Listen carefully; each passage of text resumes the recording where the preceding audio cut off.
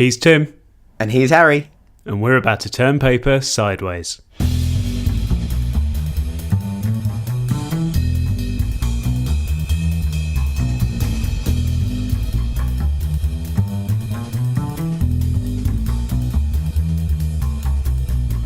You're listening to Turn Paper Sideways, the podcast where we talk about cardboard and rotating it 90 degrees.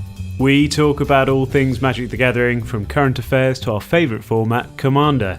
And in today's show, we are riding the enchantment train into Value Town with a deck tech of my 4-colour Enchantress deck. We are very excited, but before we get into that, you can find us on social media at TPSMTG on Twitter. You could email us at turnpapersideways@gmail.com, and you can also find us on YouTube. Yeah, search for Turn Paper Sideways. Follow us, and the more people that do, we will have a link that we can give you. Exactly. You can also support us by giving us 5-star ratings on iTunes or Google Play or wherever you listen to your podcasts. It goes a really long way to growing the Turn Paper Sideways families, and we really appreciate it. Yeah, and you can also support us financially on Patreon. Go to patreon.com/turnpapersideways and give as little as $1 an episode, and it really does go a long way in helping to keep the good content coming. I can't tell you how appreciative we are and really how important it is in order to keep us afloat. Yes. Harry, do you want to do the news? Yes, I do.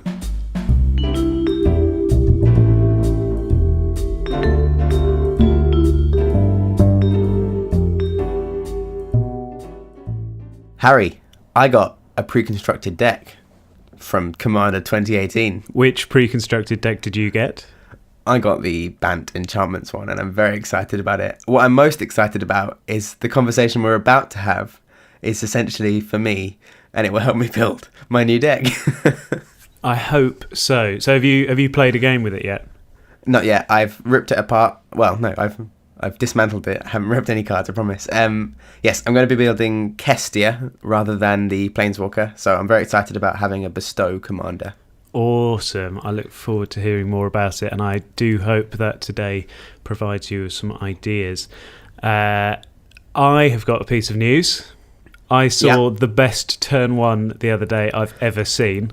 I was playing EDH with some friends, and a guy was there with his Slowbad deck. This is a mono-red artifact deck. Slowbad is a goblin which says sacrifice an artifact to make another artifact indestructible. But his turn 1 went Inventor's Fair, which is a colourless land which helps you search for artifacts, into Sol Ring, into Grim Monolith, into Cloud Key, which is an artifact which you can name artifact, enchantment, or creature, or whatever. You name a card type, and he chose artifacts, and that made all of his artifacts cost 1 less. So then he cast Sensei's Divining Top for free. So that's 5 cards on the board at the end of his first turn, and it was nuts.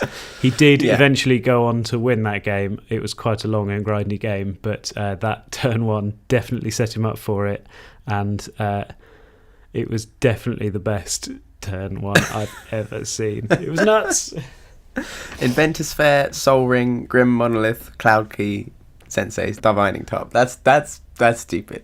So that's the sort of turn you get in a competitive EDH deck where you're going to win on turn 2. His is definitely like sort of it's tuned and it's well pimped out, but it seems like a very casual deck by comparison. But that is that was awesome. Harry, should we get into the main topic? Your Enchantress deck.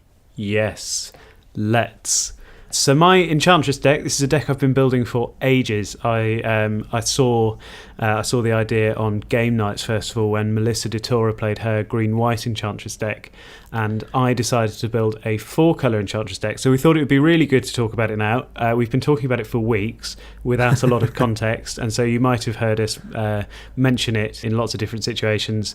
And so we thought, especially with the release of the Enchantress deck in Commander 2018, it would be good to deck tech it and hopefully give you some ideas for building your own Enchantress deck out of those cards from the C18. So just looking at a few possible includes, some exciting cards you might want to add. And so this is my 4-colour version of the Enchantress deck, which uses Caneos and Tira of Miletus as the commander. So they're sort of two creatures on one card. It's a 2/8 for 4 mana. It's green, blue, white, and red. Blacklist for the creature, which says at the end of your turn you can draw a card and then put a land card from your hand onto the battlefield, and then each of your opponents can do one of those. They can either draw a card or put a land out. And the reason I chose KNT as the commander is just to get the value sort of going as early as possible, so getting extra lands out, drawing extra cards. It just helps me get to my pieces, because it's not a combo deck. It's sort of built on, it's just really heavy synergy, and so you really want to be getting as many of the board pieces together as possible. Sweet. So what's an Enchantress? Well, an Enchantress is a creature which says whenever you cast an enchantment spell, draw a card. And so it's named after the main 3, which are Argothian Enchantress, Verduran Enchantress, and Mesa Enchantress. Argothian Enchantress is sort of like the big one. So there's a legacy deck built around Argothian Enchantress called Enchantress, funnily enough. So this is 1 and a green for a human druid. It's a 0/1 with Shroud, and it says whenever you cast an enchantment spell, draw a card. Very nice. That's very nice. We like to staple words onto the bottom of other cards, so that's very nice.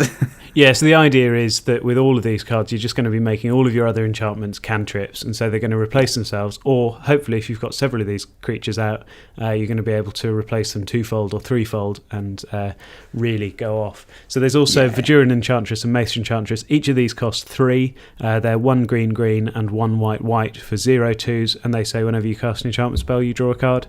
And so those are the other 2 Enchantresses. Cool.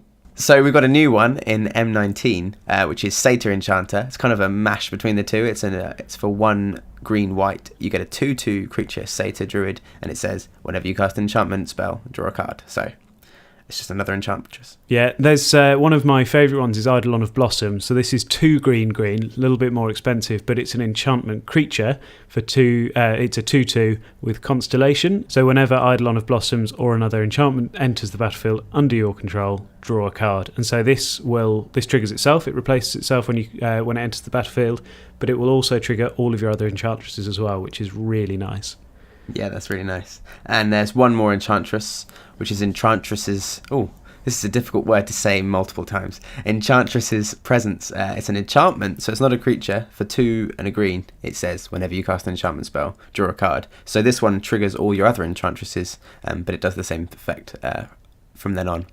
Exactly, and so those are the Enchantresses in the deck. That's what it's all based around. You really want to get at least one of these down as early as possible, because this is your engine in the deck. Without these, the deck doesn't really function as it should. You really want to get one down so that every time you cast a spell, you replace it. All the main spells in the deck are enchantments, and so the engine needs to be set up to really work properly. Yeah. So obviously, we like drawing cards, we like casting enchantments and getting free cantrips, but you're going to need more than just that to draw cards in the deck. So what else have you got? Yeah, so there are a couple of other cards. Obviously, we've got Rhystic Study in here. That's an enchantment which is sort of, how do we say, infamous. Infamous in EDH. Lightly, I think. Do you want to pay 1 for that? Is a sound that EDH players fear. We've also got Mystic Remora, which is like Rhystic Study, but it only counts for non-creature spells. So whenever an opponent casts a non-creature spell, you may draw a card unless that player pays 4. And it's also got cumulative upkeep of 1. So this is one that I like to play early when people are playing their ramp spells. And it makes it around maybe a rotation of the table, maybe 2, and you just draw 3, 4, 5 extra cards off it, and it helps you get the ball rolling. But the main cards in this category I want to talk about are Abundance and Sylvan Library. So these aren't actually draw cards. These are card filtering cards, but when they're on the battlefield together, they do something special. So Sylvan Library, again, a well-known card in EDH, is 1 and a green for an enchantment, which says at the beginning of your draw step, you may draw 2 additional cards. If you do, choose 2 cards in your hand drawn this turn. For each of those cards, pay 4 life or put the card on top of your library. And so if you're really desperate, you can pay 8 life to draw 2 extra cards, Or what I like to do is, and what I think most people like to do, is use it as a Sensei's divining top every turn, so you get to decide which card you're going to draw. And again, that's not card draw, that's card filtering, but it means that your draws are more effective. Yeah. Abundance is for 2 green. You get another enchantment. Notice these are both enchantments, so they fit in the deck even better than already they do. It says if you would draw a card, you may instead choose land or non-land and reveal cards from the top of your library until you reveal a card of the chosen kind. Put that card into your hand and put all other cards revealed this way on the bottom of your library in any order. So that again is just card filtering, and so if you've got loads of lands, if you're flooding out, you can make sure you don't draw any more, or if you're desperate for lands, you can make sure that you draw some lands. This works really nicely with K&T's ability, so at the end of your turn you can make sure you draw a land if you haven't already got one in your hand, so that you can also put one into the battlefield. Really helpful. Nice. But Abundance and Sylvan Library together, because of the wording on them, means you can basically draw 3 cards without paying any penalties. And so how it works is when Sylvan Library triggers, you draw 2 additional cards, but Abundance says if you would draw a card, you may instead choose land or non-land and reveal cards at the top of your library until you reveal a card of the chosen type. And so that's a replacement effect. So you don't draw those cards, you reveal them from the top of the library, and then you put them into your hand. And so Sylvan Library says for each of those cards drawn this turn, you need to pay 4 life. But you haven't drawn any cards. You've put cards from the top of your library into your hand. And so Sylvan Library doesn't see any cards there. You don't have to pay 4 life, and you get 3 cards as long as you do the Abundance thing, because that is a May trigger. You don't have to do it. You can just choose to draw the card instead. So as long as you reveal off the top of your library, you draw 3 extra cards. And you get to choose whether they're land or non-land. Nice. I like this. That's pretty cool. I think Abundance needs to see quite a lot more play in EDH. I think it's quite an underplayed card. It was in the cat deck from last year's precons. All right. But I think even still, it needs to see more play. It is one of my favourite cards in the deck. So we've also got another category, which is enchantment ramp. So we like ramp. We've got green, so we have lots of access to it. But we love even more in an Enchantress deck, enchantment ramp. So the first one is Fertile Ground. It's for 1 and a green. It's an enchantment aura, and it says enchant land. Whenever enchanted land is tapped for mana, its controller adds an additional 1 mana of any colour. Yeah, and we've also got Utopia Sprawl. For 1 green, you've got to enchant a forest, and as it enters the battlefield, choose a colour. When Enchanted Forest is tapped for mana, its controller adds 1 mana of the chosen colour to his or her mana pool. So this one is potentially a bit more tricky because it's got to be on a forest, and you can only use it to tap for 1 colour of mana. But this deck is actually mainly green and white. It's got a splash of blue and a splash of red, and so Utopia Sprawl, normally I put it on a forest and say white, to make sure that I've got lots of green and white mana. The other thing is the land base in this deck. This is the one that I've tuned most carefully, and so I've got a lot of dual lands which have land types on them, and so I can put it on. Nice. I can put it on a dual land which is a forest island or a forest plains. There's plenty of those in the deck, and so we have got lots of other ramp cards like Cultivate and Kodama's Reach and Hour of Promise is another good one in this deck, but I find that the enchantment ones are better because that's our theme, and so there are actually quite a lot of these. There are loads of enchant land auras, but these are my 2 favourite ones. Yeah, I noticed that there were lots of them because I think most of them are in the precon. There's 4. Oh, really? 5, yeah. So, great. But at the same time, you're right. You still need the kind of standard ramp package of Rampant Growth, Cultivate, Kodama's Reach. Those cards just make such a huge difference. I think, Yeah, I find that I always put cards like that in because even if you're off to a really poor start, they will help catch you up quite a lot. Yes. Whereas casting a Utopia Sprawl is not so good if you're a long way behind.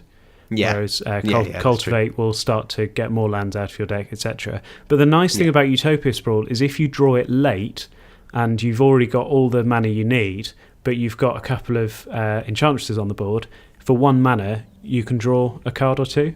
And so it's not a wasted card in this deck. And so I also play Burgeoning, which is 1 mana, and it says whenever an opponent plays a land, you may put a land card from your hand onto the battlefield. I don't often put that in decks because it's only great if you draw it on turn 1 or if it's in your opening hand and you've got a handful of land cards. Whereas in this deck, if that happens, amazing. And if you draw it late and you don't really need it, it's just a 1 mana draw a card, draw 2 cards, whatever. And so it works in that way as well. It does sort of double duty in this deck, early and late game. Excellent. So obviously enchantments is a pretty big theme in your deck, but you have another theme which is control. So do you want to elaborate a little bit on the sort of control you're running? Yeah, so ultimately this is a control deck. It's not we're not looking to cast lots of big creatures and overrun everybody.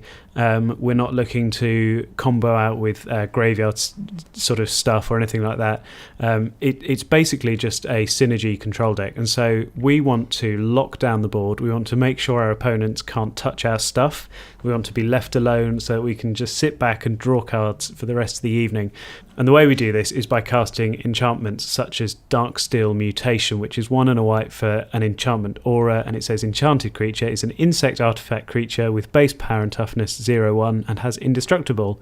It loses all other abilities, card types and creature types. And so this basically turns your opponent's scariest creature into a 0/1 blocker. It's a great blocker because it's got indestructible, but it doesn't do anything other than that. Yeah, I like this a lot. This next card is similar. I love this card. Imprisoned in the Moon. It's 2 and a blue. It's an enchantment aura. Enchant creature, land, or planeswalker. Enchanted permanent is a colourless land with tap, add 1 generic mana to your mana pool, and loses all other card types and abilities. This card is really good because it says enchant creature, land, or planeswalker. If your opponent plays a troublesome creature or like their commander or a planeswalker. I was playing my Zada deck and I got Zada out, and because she's not my commander, once she's gone, she's kind of gone, and this was cast on it. My friend Sam did that and he was very proud of himself, and then I managed to politic my other friend into destroying it, and then I won. It was very good. It was good. Amazing. Imprisoned in the Moon is a card. Yeah, even better than Imprisoned in the Moon is Song of the Dryads. This is 2 and a green for an enchant permanent enchantment. Enchanted permanent is a colourless forest land. So it does exactly the same thing. It turns off the creature or the enchantment or the artifact or whatever you put it on. And so this is a way of locking your opponent's combo pieces out of the game, which is quite effective. Oh boy, that's a good card. If you play green, you should play Song of the Dryads. Yeah, so those are the sort of removal spells in the deck, and then we've got a lot of other enchantments which say basically on them you can't do stuff. We want to make it really difficult for our opponents to cast spells, to attack with creatures, to get any of their strategies up and running. So we run cards like Aura of Silence for 1 white. It's an enchantment which says artifact and enchantment spells your opponents cast cost 2 more to cast, and then you can sacrifice it to destroy target artifact or enchantment. Yeah, that's nice. That fits the theme of enchantments. It fits the theme of control, and it's removal. That's a good card. Yeah, this is actually really good. There are some cards we'll talk about later on which are quite risky for us, and so remember this. It says sacrifice it to destroy target artifact or enchantment, and so at instant speed we can remove one of our own enchantments if things start to go south. That will become clear later on. I know what the card is, but I was thinking if I didn't know, I'd be thinking, what reason could you possibly have to destroy your own things? Have a guess, see if you can guess before we talk about it. The next one in this category is Authority of the Consuls. For a white, you get enchantment. Creatures your opponent's control enter the battlefield tapped. Whenever a creature enters the battlefield under an opponent's control, you gain 1 life. This is really good against token decks, but it's also good against just decks with creatures. The fact that they enter tapped is just kind of frustrating, if nothing else. Yeah, I actually think that is really effective. The number of times that this has actually worked properly because people's creatures enter the battlefield tapped, particularly if there's been a creature board wipe and somebody gets some creatures out first. The next person, all their creatures enter tapped, and it means that your opponents are going to be battling among themselves a little bit.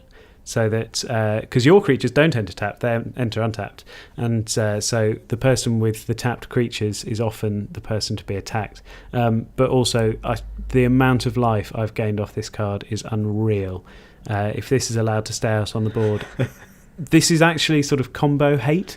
So a lot of the combos that I see in my play group involve a creature entering the battlefield and then dealing 1 damage when it enters.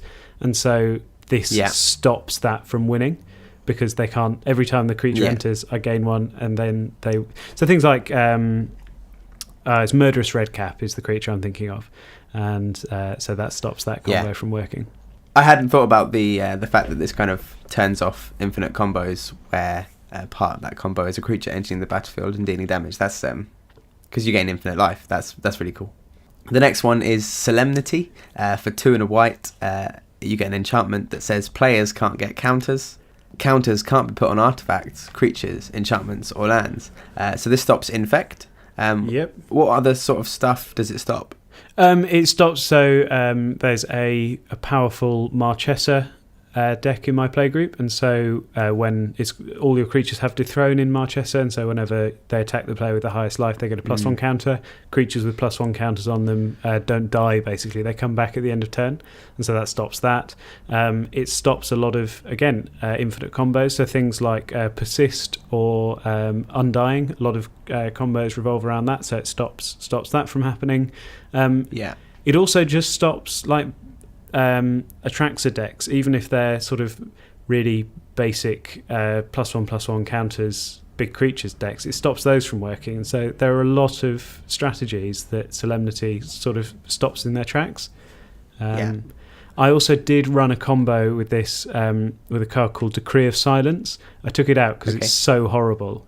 What does Decree of Silence do? It's an 8 mana spell which says whenever an opponent casts a spell, counter that spell and put a certain type of counter on Decree of Silence, and then when you have 3 counters on it, you sacrifice it, and so they need to play 3 removal spells before they get rid of it, and so Solemnity says that you can't get counters on Decree of Silence, and so you basically counter everybody's stuff automatically.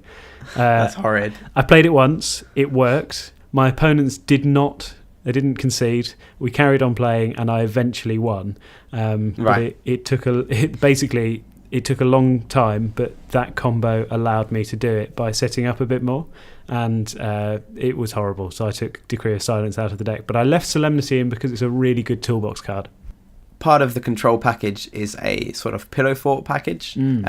So most people will know Ghostly Prison. For 2 and a white, you get an enchantment that says creatures can't attack you unless their controller plays 2 for each creature he or she controls that's attacking you. You've also got Propaganda, which is the same as Ghostly Prison, but it's blue instead of white. Yeah, and then there's also Sphere of Safety, which is 4 and a white for an enchantment which says creatures can't attack you or a planeswalker you control unless their controller pays X for each of those creatures, where X is the number of enchantments you control. So in this deck, that could be 10. So unless they pay 10 mana for every single creature, they can't attack you. They can attack you with 1 creature if they pay 10 mana, right? Correct, yes. Oh, that's rough. Yeah, so this is the Leave Me Alone section. There's also Sterling Grove, which is green and white for an enchantment, which says all other enchantments you control have Shroud. You can also pay 1 and sacrifice it to search your library for an enchantment card, reveal that card, shuffle your library, and then put that card on top of it. So you fix your next draw to be something from your deck. But this is, just leave me alone. You can't touch my stuff. Yeah, I like that. Again, you can't touch my stuff. Aegis of the Gods, 1 and a white. Enchantment creature, human soldier. So it's an enchantment. But it says you have hexproof. And it's a 2/1. So you having hexproof is so people can't target you if they have burn or making you sacrifice creatures or stuff like that. You just can't be the target. A Mindslaver, you can't be Mindslavers. Yeah. There's There's a whole load of effects that this just stops dead. Yeah. There's also Karmic Justice for 2 and a white. It's an enchantment, funnily enough, which says whenever a spell or an ability an opponent controls destroys a non-creature permanent you control, you may destroy target permanent that opponent controls. So if they have an enchantment board wipe, if they get rid of all of your enchantments, you can blow up all of their lands, which is fairly horrible, but that is Karmic Justice. That was well put. I like that. This next one, Grasp of Fate. This spiked maybe like a year ago. Yeah, I think it was it was bought out for some odd reason. All right, it hasn't come down though. It's now $10 ish. But for 1 white, you get an enchantment, and it says when Grasp of Fate enters the battlefield, for each opponent, exile up to 1 target non-land permanent that player controls until Grasp of Fate leaves the battlefield. So basically, it's a removal spell for each of your opponents. You can get rid of 1 thing from each of them. That's pretty sweet. Yeah, so I did run for a while things like Oblivion Ring and Suspension Field, which have this same effect but for 1 opponent, and they're a bit rubbish because it's a 1-for-1, and if the aura gets blown up, then they get their permanent back. Grasp of Fate is a bit better because it gets 1 from each opponent, and so it's a 3-for-1 until Grasp of Fate is destroyed, which is so much better. So this is, I mean, I know it's got expensive, but this came out of a precon a few years ago, and it is a fantastic card if you can get hold of it. Yeah. So Aura Shards is the next one, and it's 1 a green and a white for an enchantment, and it says whenever a creature enters the battlefield under your control, you may destroy target artifact or enchantment. This card is horrible. If you see this card, remove it immediately. Yeah, unfortunately, I do have to agree with you. It's a remove on site card because I wouldn't have this in the deck if I didn't have a way of producing creatures. You'll see later on there are a few ways of dropping some creature tokens onto the battlefield, and when you do, this goes nuts, and you can basically clean up a lot of problems, or you can take out people's ramp cards. It's only 3 mana, so it comes down early, and you can start to really cause some problems for your opponents by destroying their soul rings and their signets. Just doing that is enough, but it'll get rid of their own propagandas and all sorts of things like that as well. Yeah, this is I don't know how much you're affected by the politics of this card as well. If you play this, everyone's like, we've got to kill Harry now because he's just played Aura Shards, or not. This is the way I feel about this card, is that you should kill the person who plays this first. Yeah, the problem with this deck is that everybody now knows that it's quite horrible in my playgroup, and so if I bring this out, I'm often the target, and so I've just had to make it better to deal with it, and so it just means that I'm happy to be relentless with Aura Shards. I don't mind blowing up everyone's permanents because I know they're going to be coming for me. Great. So this next category is definitely my favourite. The first one is the inspiration for this deck. It is pretty much, yeah. So Melissa DeTora in Game Nights played this card as her commander. So this is the God section. And so I sometimes joke that this is my God tribal deck. So this first one is Karametra, God of Harvest, for 3 green and a white. It's a legendary enchantment creature, God. It's a 6/7 with indestructible. And it's got the devotion clause. So as long as your devotion to green and white is less than 7, Karametra isn't a creature. And it says whenever you cast a creature spell, you may search your library for a forest or plains card, put it onto the battlefield tapped, and then shuffle your library. This is a particularly good card because it's more ramp, it's an enchantment, and so it triggers everything. And there are actually a surprising number of creatures in this deck. There are all of the Enchantresses, there are some utility creatures, recursion creatures, things like that. And so even though it's not an ETB, it's when you cast a creature spell, it's still really effective. And also it's just one of my favourite cards, so it's got to go in there. So the next one is Heliod, God of the Sun, for 3 and a white. It's a legendary enchantment creature god for a 5/6, indestructible as long as your devotion to white is less than 5. Heliod isn't a creature. Other creatures you control have vigilance. 2 white, put a 2/1 white cleric enchantment creature token onto the battlefield. That's stupid. Yep. And so with Heliod and Aura Shards on the battlefield, you can blow up permanents. You can blow up people's artifacts and enchantments for 4 mana. With Eidolon of Blossoms on the battlefield, these are enchantment creature tokens, and so you get to draw a card as well because Eidolon of Blossoms is an ETB trigger. And so Heliod, again, a fantastic card in this deck, and it's just great to have mana sinks. If you've got 4 mana lying around at the end of your turn, you've got no instants, you know that either before your turn on your last opponent's turn, you can just create another creature. Mana sinks are always fantastic to have. Yeah. What's the next one? More gods. The next god is Thassa, god of the sea. For 2 and a blue, you get an indestructible 5/5 legendary creature god. It's got the devotion clause, so as long as your devotion to blue is less than 5, it isn't a creature. And it says, at the beginning of your upkeep, scry 1.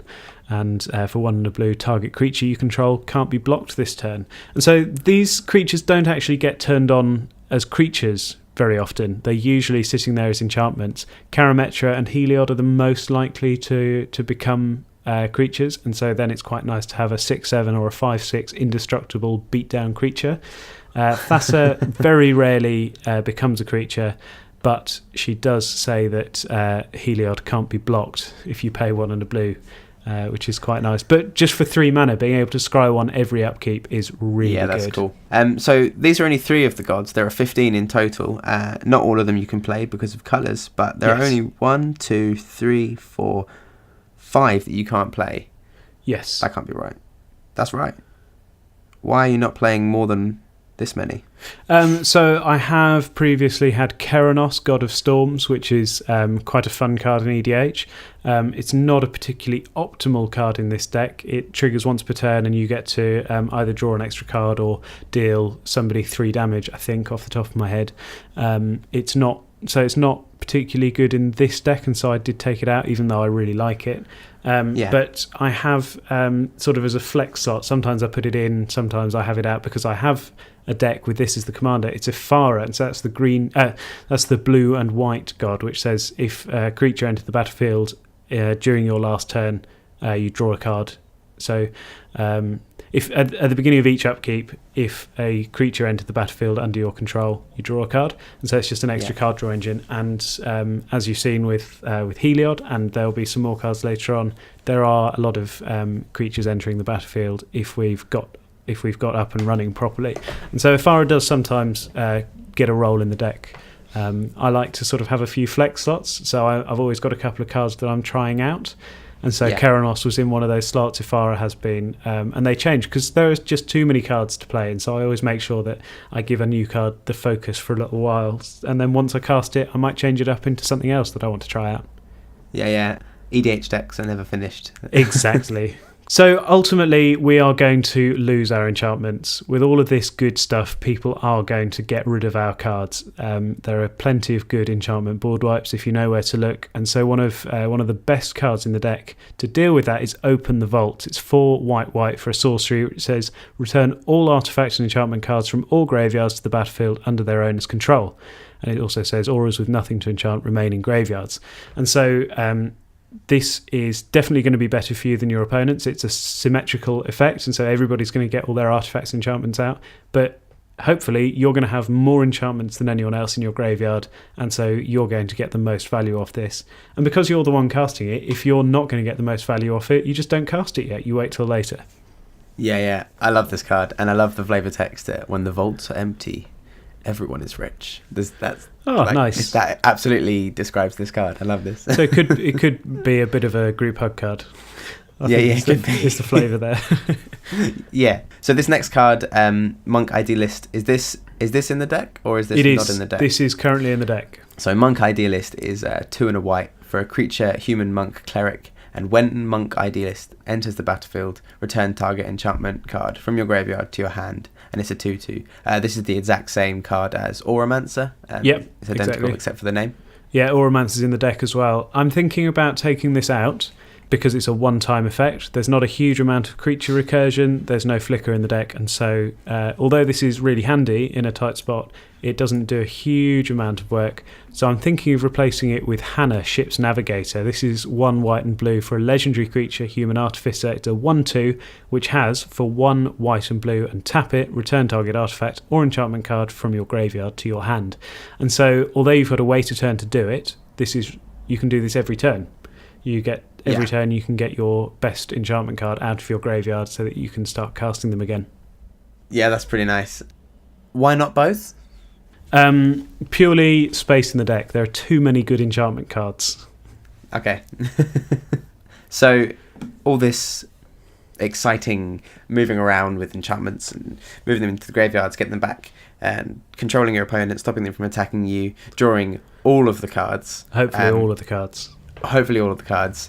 You still need to win. So what are some of the win cons in the deck?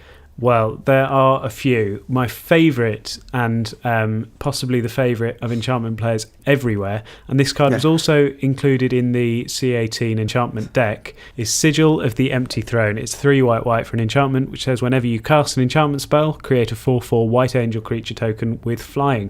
And so the aim of the deck is to be casting enchantment spells anyway, and so with this on the battlefield, you get to create 4/4 white angel creatures, and you start swinging and beating face. I almost took this out because it doesn't create enchantment angels, and then I realised I probably don't care because it's whenever you cast an enchantment. So this is staying in my version of the deck as well. Yeah, this is actually a really powerful card. There are so many cheap enchantments in the deck, and like we said earlier with burgeoning, if you get burgeoning late game, at least you're going to draw a card off it. You can also get an angel with it, and so the plan is that when you've got your engine going, you're going to be casting lots of cheap enchantments, drawing more cards, which hopefully are enchantments, casting them. You're going to end up with an army of angels fairly quickly. And I played this in a game recently, and I had, I think, 5 or 6 angels on the battlefield. There was a board wipe. The following turn, I had 5 or 6 angels on the battlefield again. Wow. So once this deck's up and running properly, you should be able to rebuild fairly quickly. Yeah. We've also got Luminarch Ascension for 1 and a white. It's an enchantment. Wow, an enchantment. At the beginning of each opponent's end step, if you didn't lose life this turn, you may put a quest counter on Luminarch Ascension. It's kind of paints a target on your back. But for 1 and a white, create a 4/4 white angel creature token with flying. You can only activate this if there are 4 or more quest counters on Luminarch Ascension. So you kind of have to go a rotation or 2 to get this. Yep. But for 1 and a white, make a 4/4 white angel creature with flying. I like that. That's good. Yeah, this card won me the game the other day, and so I have played this early in the game. I've played it on turn 2, and on turn 2 and 3 and 4, nobody's attacking, and so I did get the 4 quest counters fairly quickly. But I found that if you play this early, you are unlikely to want to make white angel creature tokens because you want to cast other things. So you've got to choose between advancing your board state with angels or advancing your board state with enchantments. And enchantments are the much better game plan early on. I found with this, so I won the game with it the other day because I cast it late and I had Propaganda and Sphere of Safety and Sterling Grove, and so nobody could touch my stuff, nobody could attack me, and so 2 rotations of the table, I had 4 quest counters on it, nobody could remove it. I was playing a mono red deck, and so that was one opponent who couldn't touch it at all, and basically I just started generating lots of angels. I also have Mirari's Wake to double my mana, which meant twice as many angels, and that did win me the game.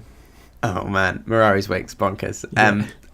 What's this next one? I like this one a lot. So we mentioned earlier that Aura of Silence would be useful in destroying our own enchantments if things went south, and this is one of the cards that you might want to get rid of. It's Starfield of Nyx. It's 4 and a white for an enchantment which says at the beginning of your upkeep you may return target enchantment card from your graveyard to the battlefield. That's good value. We like that a lot.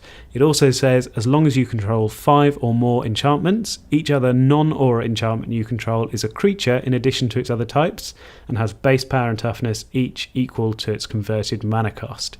So Sigil of the Empty Throne becomes a 5/5 creature. Luminarch Ascension becomes a 2/2, etc. And so this is a really risky card because it means that all of those creature board wipes suddenly hit your enchantments. And so you're going to want something like Aura of Silence on the battlefield so that if somebody casts a board wipe at instant speed, you can remove Starfield of Nyx and keep your board intact. Yeah, that's... so I thought you were talking about Aura Shards, but I didn't realise Aura Shards was a May ability, so I thought if you were playing creatures you'd have to start killing your own stuff. Yeah, but sure, that would make sense. This is much more of a threat to you. I mean, it's awesome. It's very high risk though. Very, very high risk. Really high risk. Have you won with this card? I used this card to get to a point where I could win, and I think I would have won that game if somebody found their infinite combo, and so I was in a really strong position with this card. I've never actually won with it. I've won with other things, but I have put myself into quite a strong position with it before. Particularly, that it's particularly useful to make your enchantments blockers against token decks and things like that. If you've got a board full of enchantments, it might be useful just to be able to block a lot of tokens or similar. Yeah, cool. So surprise dual category card, Perforos, God of the Forge. So we do have another god in the deck. But it's a win con. For 3 and a red, you get a legendary enchantment creature god, which is 6/5, and it has indestructible. As long as your devotion to red is less than 5, it's not a creature. Whenever another creature enters the battlefield under your control, Perforos deals 2 damage to each opponent, and 2 and a red, creatures you control get +1/+0 until end of turn. Oh my. Yeah, this is a well-known win con in a lot of decks that include red. Every creature that hits the battlefield, you deal 2 damage to each opponent, and so if you are casting a lot of enchantments and you've got Sigil of the Empty thrown out, that's fantastic. If you've got Luminarch Ascension and you can start pumping out angel tokens, that's also fantastic. It goes well with Heliod, so for 4 mana you get to make a token and deal 2 damage to everyone. That's quite nice. But I'm afraid I have a non-enchantment card in here, which makes this the most common win con in the deck. And when I'm in a position to win, I will often find my Perforos and my Avenger of Zendikar to finish the game out. So Avenger of Zendikar, we all know it's a 5 green elemental 5/5 creature, and it says when it enters the battlefield, create a 0/1 green plant creature token for each land you control, and with landfall, whenever a land enters the battlefield under your control, you may put a +1/+1 counter on each plant creature you control. I don't really care about that, because when this enters the battlefield, I want to win. And so KNT is fantastic at getting loads of lands onto the battlefield. From turn 4, hopefully, we should be putting 2 lands onto the battlefield every turn. There's loads of ramp in the deck as well, and so we're looking just to flood the board with lands, and then this is a really good way to close it out. If I've got 15 lands on the battlefield, Avenger of Zendikar will end up dealing 32 damage to everybody, which is a pretty good way to win the game. Yeah, that's not bad. I like that. Yeah, it feels a bit dirty, but sometimes games just need to end. This is quite a slow deck in reality, and so sometimes you just want the game to end, and of course I want it to end with me winning, so why not Perforos and Avenger of Zendikar? Yes, it sort of omits all of the enchantment synergy that we've had so far, but it does the job really nicely, just because we know that we're going to have loads of lands out. Other than lands, is Avenger of Zendikar the only card that isn't an enchantment or doesn't reference an enchantment in your deck? It is one of very few, so I'm not a complete enchantment monster. There are just some general good stuff in utility cards. We've got Cyclonic Rift in here, there's Crows and Grip. We want to make sure that we've got board wipes and removal, so we've still got those. But I think it's probably the only permanent that doesn't have anything to do with enchantments. Wow. That's quite impressive, Harry. Thanks. I think there are a total of 33 or 34 enchantments in the deck. All of the other non-enchantment permanents are enchantresses, or they have something to do with enchantments. And then there are a lot of instants and sorceries which also have to do with enchantments. Awesome. So you mentioned to me that Selvala is kind of your favourite deck for a while, but you said maybe it was just a placeholder for this deck. This is your deck. This is your heart in cards. I think so. This deck is my spirit animal. This is the deck that I was always meant to build. So it's definitely my favourite deck to pull out. I try and play with it once every time I get together with everybody. It's the deck I usually look forward to playing the most. And I think that's just because it's got such high synergy. All the cards sort of work together. There aren't any cards which are stranded on their own, apart from Avenger of Zendikar. But Avenger of Zendikar on its own is still a great card, so who wouldn't want to play it? But yeah, all of the synergy in the deck is just makes for such an enjoyable play experience. There are so many cogs that are turning, and just getting more and more value. It's really hard not to draw loads of cards and play loads of lands, which just means that you're always going to be able to do stuff with this deck. Awesome. That sounds like a lot of fun. I look forward to... I haven't actually played this deck against you. I haven't had the chance, but next time you come up, bring it with you and we'll play.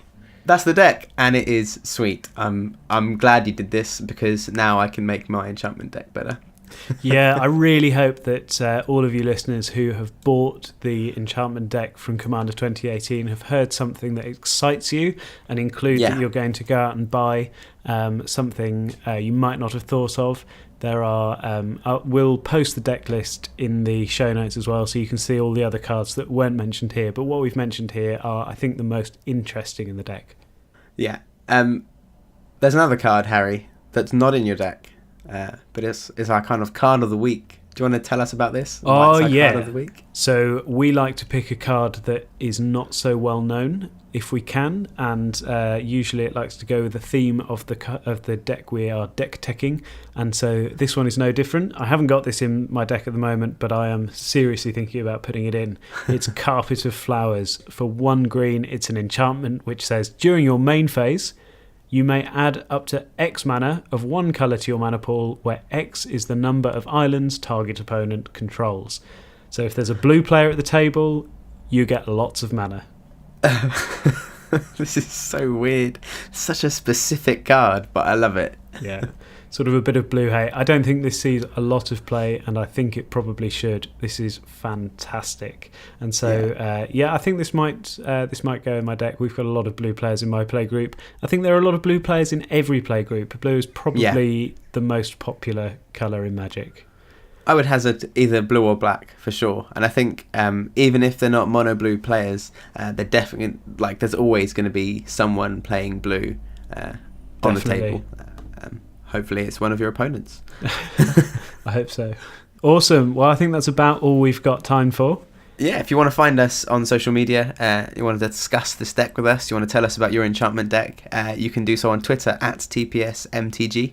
You could email us at turnpapersideways@gmail.com, and you could find us also on YouTube.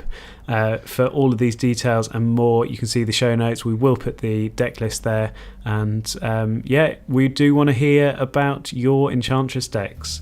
Tim, is there anything you want to say before we go? Thanks for listening. Cheerio.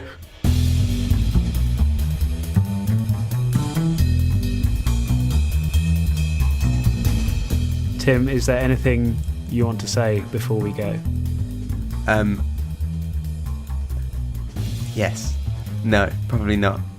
I always want something to say at this point, but I never have anything. Thank you for listening. I think. That was rubbish.